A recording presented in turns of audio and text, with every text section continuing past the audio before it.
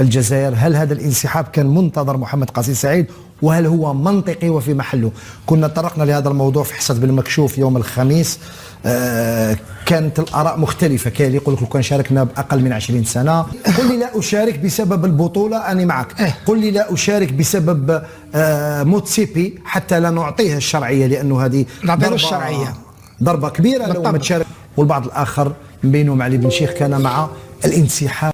قدمنا الاحتجاج البارح، رسلناه للكاف. كوريغلاتي وصلت بهم العظمه الاخوان، ما تسرطاتش اليوم بقوه الانجازات اللي كيديرها المغرب، وزادوا مرضوا وبقاو يمرضوا الاخوان. انت دابا قال لك غينسحبوا من كاس افريقيا 2025، قال لك حيت ما يشرفناش المنتخب ديالنا يمشي يشارك في واحد البلاد اللي كدير الكولاسه والحوساسه وما فهمتي. قال لك احنا النزاهه اللي فينا تبارك الله، احنا الهكاوين ما يشرفناش نمشيو نشاركوا عند المراركه، هما غير حيت مرادين منا ونسحبوا. والله الا شوف غير سيروا نسحبوا يبعدوا، عطيونا 9 ساعات، حيت الا جيتوا والله ما هذا غديروا واحد الضحكه اللي ما العالم ما غينساهاش. المهم الاخوان غنشوفوا هذا الفيديو ديال الاعلام اللي هو كيناقش هذا الموضوع هذا. ما تنساوش ان اللايك ديالكم بزاف، لايكوا لنا اخوان الفيديوهات نكملوا الفيديو. اوتو في لوطوروت هذه نورمال ما تصور في الدنيا الطرائف. هذا ماشي بلاصتو كاع لا خونا، هما ما يديروش كاع لا. هنا فوطو في لوطوروت ما كاش منها كاع، واحد يروح للضا وواحد بالك يهبط راسو يشوف تليفون ما على بالي. كاين ريسك بيان سور، كاين ريسك هذا تاع البوطو هذا. شفت كيفاه كاين واحد وين يجي في الليل بالك الضوء ما عندوش قادر يدخل فيه، هاي ماشي صارت كارثه. الانسان لازم يخمم، الناس تعرف دير غير دراهم وتروح. خايف تصرى فيها اكسيدون كبيره، يعني كون يعني واش بالك يومين 8 ينحوا ولا يغلقوا الطريق هذه. بالنسبه للطريق هذه المسؤولين هذو نتاع الطريق هذه يرحم بابك بوطو كيما هذا ما غادوش ينحيوه. شو على 10 باقل شو بوطو عباد الله دايرينه وسط الطريق، زعما تهز بحال هكا تليفون تشوف فيه وانت كتسوق والله تلقى راسك بياس ديطاشي. ويلي على بلاد صاحبي، والله الا كلشي مشير عند هاد الهكاوين، اقسم بالله تهبل. نهار على نهار كنزيد ناكد هاد القضيه دي، انا مأكد، ونهار على نهار كنزيد ناكد لكم تنزوما.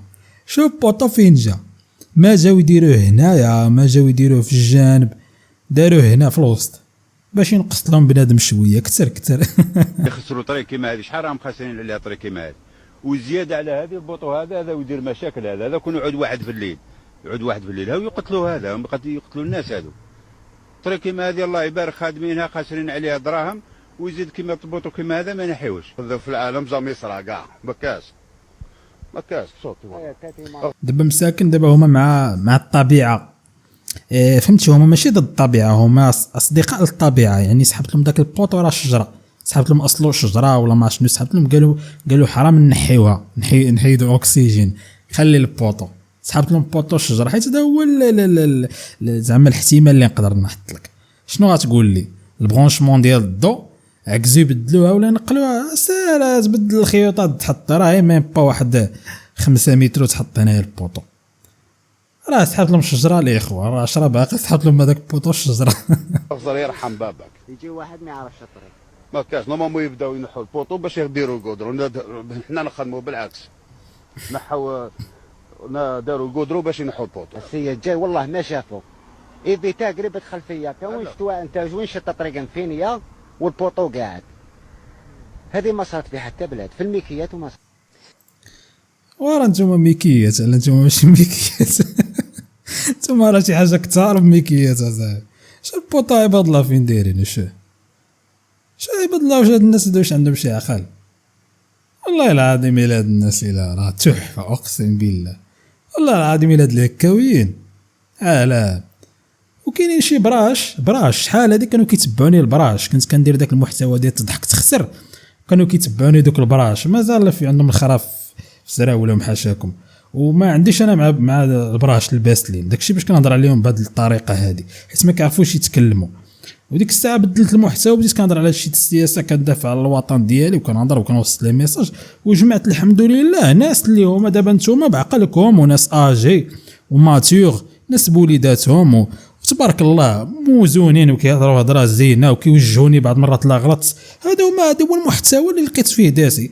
ولاو دابا كيدخلوا عندي دوك براش دير شحال هادي كيبدا يقول لك لاش كدير لنا هذا المحتوى، رجع لشحال هادي، خليونا نهضروا على كونوش الحكاوين عباد الله كيديروا هذا الشيء ما تهضرش عليه، راه ما يمكنش. وتحياتي للاخوان اللي كيتفرجوا، راه كنشوفكم تبارك الله، الفئه العمريه تبارك الله اللي كتفرج فيا. تخيل معايا انسان عنده 50 سنه 60 سنه كيتفرج فيك، راه ماشي سهله. يجي واحد عنده 60 سنه مداوز وطايب في الحياه ومدوز كل شيء وغيتفرج فيك انت غيتابعك، الا راه ماشي سهله. راه زعما باش تكون عندك واحد الفان بيس ديال الناس كيتبعوك اليوم اجي، راه شرف كبير ليا الاخوان. راه ما بقاتش في واحد كيطلع 100,000 مشاهده في 2 دقائق من عند البراهاش ولا في الكيك، راك ما عرفتونيش كندوي هذوك راه غير براش.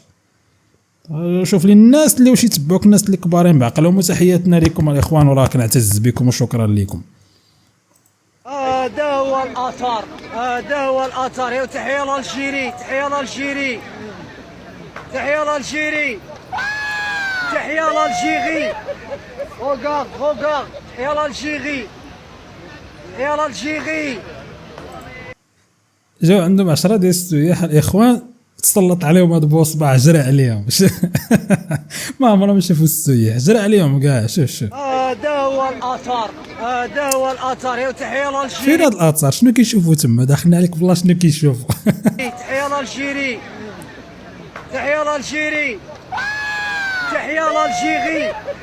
روغارد تحيه لالجيري.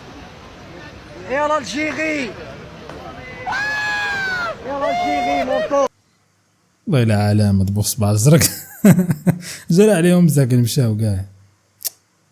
شمن اثار كيشوفوا شمن؟ والله ما كنتش نتصور المغرب هكا، صدمتني كازا. اني جزائريه صح، نحس روحي مرتاحه هنا وكلش متوفر. والله ما كنتش نتصور الناس اللي كيبداو يديروا هاد الفيديوهات ديال الذكاء الاصطناعي بحال هكذا بهاد الطريقه هادي، راه عطا الله ما دير في الذكاء الاصطناعي، عطا الله ما دير، عطا الله ما تخدم فيه، عطا الله ما تسكريبت اللي تكتب له يديرو. ماشي غير تسكريبت دير انا هكيه كندور في المروك لا راه عاجبني. ديروا عقلكم شي شويه، دير بعد الذكاء الاصطناعي يصير دير به فيديو تدبر بهم على راسك، دير بهم مصاريف بلاص ما دير لنا هاد الفيديوهات هادو تخربيق ولا فيديوهات ديال تخسر الهضره. هنا يبان لك انسان عقله فقير، عقله هنايا فقير. انت عطاوك فرصه انك تكتب سكريبت والذكاء الاصطناعي صايب لك فيديو، انت ما دير والو، صايب لك فيديو تقدر تصايب به فيلم، تقدر دير به شحال من حاجه، وتقدر تدخل به فلوس ودير به كونسيبت. هذا هو العقل ديال الغني، هكذا كيفكر. اي حاجه كينفيستي منها، ماشي كيبدا يكتب تخسر الهضره ولا يكتب شي سكريبت لا علاقه. ولينا كنشوفوا مرأة مغربيه مصايبه بالذكاء الاصطناعي بالزيف ديالها وكتخسر الهضره، فراه اوتوماتيكمون ما كتبقاش داك النظره، كيتخلطنا الواقع مع الذكاء الاصطناعي، كتولي داك النظره المراه كبيره ما كيبقاش عندها داك الهيبه بسبب الذكاء الاصطناعي. وهذا الشيء من الجاي من هاد البراش ديال دابا الاخوان ما مربينش صراحه، قلة الاداب اصاحبي. كان شحال هذا صاحبي الراجل الكبير كتوقرو ومراه كبيره كتوقرها، دابا شو على كيردوا الذكاء الاصطناعي يا صاحبي. إن الله يمهل ولا يهمل، هذه هي عاقبة الهوار بومدين في الدنيا قبل الآخرة، بلسان رفيقه أحمد طالب الإبراهيمي. سألته فأجابني بأنه يعاني من حمى مزمنة تمنعه من النوم. فكيف لإنسان أن ينام وهو يحمل على عاتقه تشتيت وسلب ممتلكات 45,000 أسرة وطرد وتهجير 350,000 شخص صبيحة عيد الأضحى في فترة وجيزة؟ يعني دمار سريع. نعم، دمار سريع. إنها قدرة الله بلمح البصر من القوة والجبروت إلى مريض في الفراش مع جسم في انكماش. هذا الرجل العتيد وكأن جسمه اضمحل، بدأ جسمه يتآكل، يضمحل يصغر. انت قلت لي شكله بقى عامل زي الطفل. ايوه، يعني كأن يعني 1.50 متر بينما كان 1.80 متر، يعني فهذا الدليل أن هناك أشياء خفية. الشيء الخفي هو أن الله قد مسخه. مي شوف، قدم ما كان عندك شي سلطة وهادي والله إلا لا شو غير ما تحقرش الناس، هذا الدليل، وما تتعاملش معهم خايب، وما تتعداش على الناس اللي قل منك وما تحتقرهمش. شحال من واحد تقدر تحتقره هو ما في جهدوش مسكين، وما غيدعك الله لا والو، غيسكت وغيمشي. ولكن هيهات ثم هيهات شنو غيوقع لك في كبرك، هيهات ثم هيهات المرضى اللي غادي تضربها، وهيهات كيفاش غتلا بك الايام. هادشي ما عمرك تبقى تحس بداك الغرور اللي يسحب لك راك حاكمها.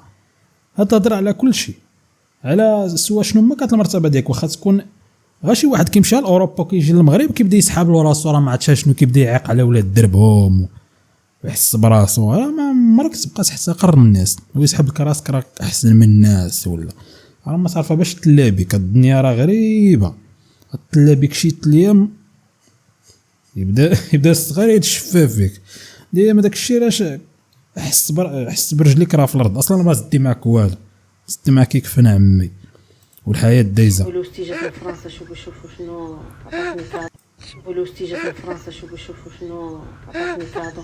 شفت الساكونه تخف، صحاب ليا جاب لي غير شي ساعه ولا شوفوا العار شنو فيها، باندا كتباع عندنا بدرهم. هادي في غالقو ولا دي فالقو ما عرفتش سماها ديال الراس، هادي ما عطاكم السرعه الناس فرنسا شرحوا لي شنو هي هادي. صابونه محلوله، الله يتعطى ثاني محلوله بحال واقيلا غاسله بها ومعاوده باش ما تخاف دولي بخان.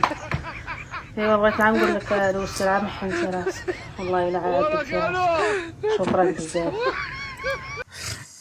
وخصك تزاد شي وتضربي ليه على وجع.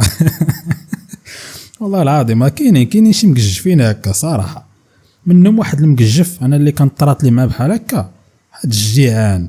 لقيتيني داك الوقت كنت نيه وباقي فيا داك الدرافه الزايده، كنت تحسي فيا دابا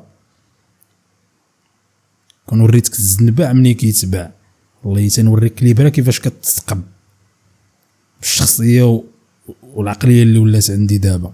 والله سنخريك، كان جا عندي تكلبن لي مزيانه الاخوان، كان باغي يدير السوشيال ميديا، هو مغربي وداتو شي وحده في فرنسا، بدا كيتكلبن ليها كيبوس ليها يدين ودازو. ايوا وجا يدير عندي اشهار وبقى كيبكي ويشكي. وداك الوقيته كنت انا القناه ديالي طالعه، وكانوا بزاف ديال الكلاب الضاله كانوا كيجيو يديروا عندي اشهارات اللي من بعد قلبوا وجههم ولا كيسحب لهم راسهم راهم وصلوا، وكانوا كيرغبوني الاخوان باش نقص لهم الثمن، وكنت كنخدم لهم باش ما عطاوني غير بداك الرجوله والتعامل رحمه الوالدين. عادي كنقول نتعاون مع بنادم.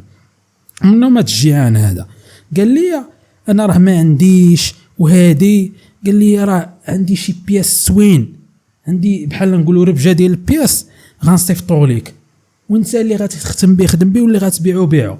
انا سقت فيه درت له الاشهار قبل ما يصيفط لي اصلا، وصيفط لي داك الربجه هذيك. شنو لقيت في داك الشيء الاخوان؟ ميكرو ضايع، كارتسون خاسره، علاقه سبر مات سميله ديال السبرديله، تقشيره، وحق لا اله الا الله الاخوان. شو الجوع حتى حاجه ما خدمه في داك الشيء، الجوع الاخوان وداك النيه وداك الظرافه الزايده. شوف فين كطيحك بحال هاد الناس هادو، كاينش اخاي تتعامل معاه كاع. شحال كدير الاشهار؟ كنديرو ب 3000 درهم، بغيتي 3000 مرحبا، ما بغيتيش الله يعاوننا ويعاونك سالينا. واخا ما بقيتش اصلا كندير هاد النوع الاشهارات، حيت كتبقى دير داك الظرافه الزايده وداك التعامل وكذا، والله كيصدموا عليك بالله. اقسم بالله الظرافه ما كدارش مع اي واحد، هذا هو الاستنتاج اللي خرج به في هذه الحياه الصراحه. الظرافه ما ديرهاش مع اي واحد، ديرها مع ربان ديالنا والله يصدموا عليك. ديرها مسكين شي واحد في الزنقه طلب لك والهادي تعامل معاه، ما بحال هكا بنادم في الخدمه ديرش معاه الظرافه، ما تسالش معاه، تسال معاه والله تيجلسك على القالب بالله. الجزائر، هل هذا الانسحاب كان منتظر محمد قاسي سعيد وهل هو منطقي وفي محله؟ كنا طرقنا لهذا الموضوع في حصة بالمكشوف يوم الخميس. كانت الآراء مختلفة، كاين اللي يقول لك لو كان شاركنا بأقل من 20 سنة. قل لي لا أشارك بسبب البطولة، أنا معك. قل لي لا أشارك بسبب موتسيبي حتى لا نعطيها الشرعية، لأنه هذه ضربة كبيرة لو ما تشارك. والبعض الآخر من بينهم علي بن شيخ كان مع الانسحاب. قدمنا الاحتجاج البارح ارسلناه للكاف، لحد الآن ما فيش رد فعل. ما راش نسكتوا، احنا الاحتجاج هو ما هو إلا تنبيه للكاف. حتى قرار انسحاب الجزائر في اعتقادك هو قرار صحيح أمين؟ قرار صحيح وربما متأخر محمد، لأنه بما أننا كنا نعلم جميعا كيف ستنتهي المسرحية، فكان علينا أن ننسحب مبكرا قبل هذا. على كل حال المسؤولون يعلمون. كما شفنا انسحاب الاتحاد الجزائري، انسحب من بطولة افريقيا تاع المروك، تاع سحبوا قال لك حقه ولقينا المروك راح يدخل بالشعار هذاك، فهمتي؟ انسحبوا ما حبوش يشاركوا، دوك تسمى زيد ليكيب ناسيونال كي تروح تلعب في المروك.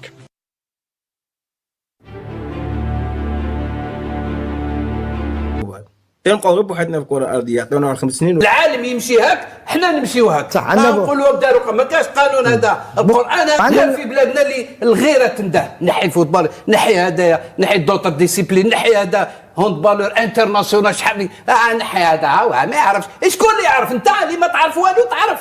سي با بوسيبل رانا فرونسونز امي ماساكريو فيهم ويخدموا الناس. نوري لك انا وسمعتك فيها الناس كيفاش تخدمها وهنا في التليفون الناس كيفاش تخدم. من الاحسن الانسحاب.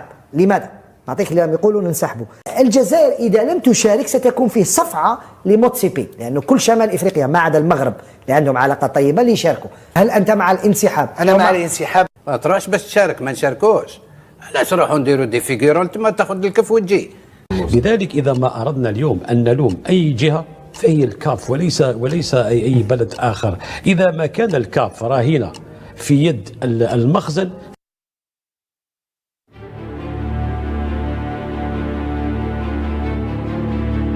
مشكلة الكاف وليس المخزن. لذلك في نهاية المطاف نحن نتحدث اليوم على هذه الهيئة المختطفة التي لم تراعي هذا الجانب. هناك بلد يتمتع بمشاريع وبنى تحتية ربما قل ما نجدها في افريقيا عدا ربما جنوب افريقيا. فهل الانسحاب هو استسلام للكولسة مثلا، لعبة الكولسة، ام هو إدانة للكولسة بطريقة مباشرة على أن الأساليب القذرة ما تزال هي التي تتحكم في قرارات الكاف وليس شيئا آخر؟ ليس هنالك منافسة شريفة بمقاطعة كأس إفريقيا التي ستقام بالمغرب نهاية العام المقبل وبداية عام 2006.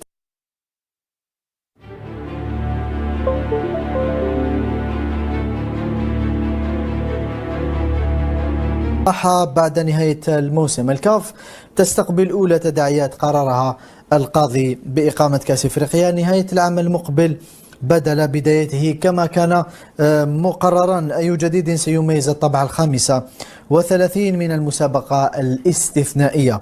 وهل ستجد المنتخبات الكبيرة نفسها مجبرة على لعب الكان بلاعبين محليين؟ عدم إجراء منافسات دولية أو قارية في هذه المرحلة الفترة هذه، لأنه نشوفوا أنه حتى تمشي لليوفا الاتحاد الأوروبي تشتكي الأندية إلى الاتحاد الأوروبي اللي هو من دور آخر يشتكي إلى الفيفا أنه من الصعب هل كما قال لي فريد قبل بداية الحصة أنه كان فيها أنه فكرة أنه الاتحاد الأوروبي والفيفا أراد أن هذه الكأس الإفريقية تجرى كل 4 سنوات، يعني لأن باش نعطوا أكثر.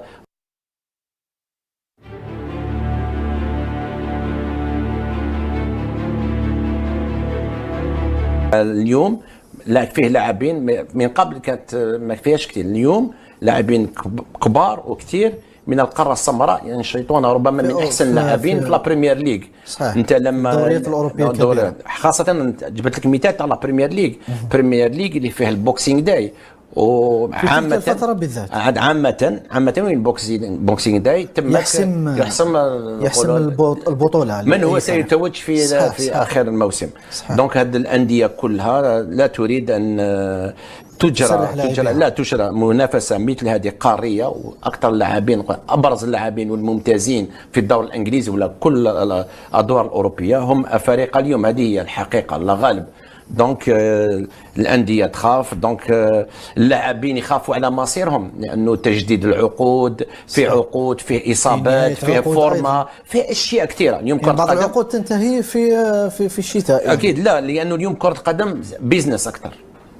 هي بيزنس. اليوم كرة القدم بصفة عامة لا يفكر في المستقبل، لا والنادي يفكر في النتائج تاعو، في كيفاش راح تكون كيفاش نقولوا التسيير تاعو الرياضي. كل نادي احنا جبنا مثال تاع لا بريمير ليغ، لانه ربما تما وين كاين اموال كثيره، فيها اشياء كثيره، فيها انديه كثيره يلعبوا فيها افارقه. دونك اكيد انه رابطة اللاعبين الأندية الأوروبية راح تكون أول المقاطعين لهذه أكيد. أنا قلت لك من زائد بعد أفكار اللاعبين، حتى اللاعب الأندية تخمم بهذه الكيفية، اللاعبين أيضا يخمموا بهذه الكيفية. دونك راح تكون ربما صعوبة كبيرة في إجراء هذه المنافسة في هذا الوقت. راح يكون كلام كبير في هذا. صحيح. أمين، ربما سنعيش كان استثنائي لو وصلت الأمور على هذا النحو. رئيس الاتحاد الإفريقي عزف سيمفونية النجاح المضمون في كان المغرب، لكن الأمور لا تبدو كذلك في بدء الأمر. إذا ما تحدثنا عن كأس إفريقيا في الشتاء وبداية عام 2026 وكأس العالم في صيف 2026 أيضا، بعد 6 أشهر من كأس أمم.